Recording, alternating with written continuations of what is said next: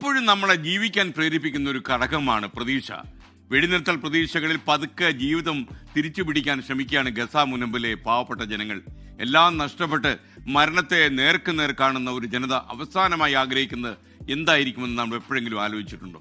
ഗസയിൽ നിന്നും ആളുകൾ എഴുതിയ കുറിപ്പുകൾ നിരന്തരം പുറത്തു വരുന്നുണ്ട്. ഇപ്പോൾ ഹൃദയം ഉലച്ചു കളയുന്ന കുറിപ്പുകളാണ് അവയെ. കൺമുമ്പിൽ മരിച്ചു വീഴുന്ന സ്വന്തം ബന്ധുക്കളും സഹോദരങ്ങളും ഒക്കെ അവിടുത്തെ സാധാരണ കാഴ്ചയായിരുന്നു. റഫ അതിർത്തിയിലെ അനുഭവങ്ങൾ ഗസ സ്വദേശിയായ മഹമ്മൂദ് ജൗദ എഴുതിയിട്ടുണ്ട്. ആ കുറിപ്പിലെ ഒരു ഭാഗം ഇങ്ങനെയാ: റഫയിലെ ഒരു കൂടാരത്തിനുള്ളിൽ വെളിച്ചമുണ്ട്. പുറത്തുനിന്നും ഒരു റേഡിയോ വെച്ചത് കേൾക്കാം. അതിന്റെ ഉടമസ്ഥൻ വെടിനിർത്തലിനെ കുറിച്ച് പരന്ന വാർത്തകൾ ശരിയാണോ എന്ന് തിരയുകയാണെന്ന് തോന്നുന്നു.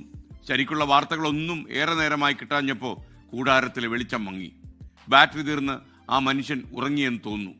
ജീവിതത്തിലെ ആഗ്രഹങ്ങളെല്ലാം ഇല്ലാതായ മനുഷ്യർ അവസാനമായി ഒരു കുഴിമാടമെങ്കിലും ആഗ്രഹിക്കില്ലേ? അതുപോലും കിട്ടാതെ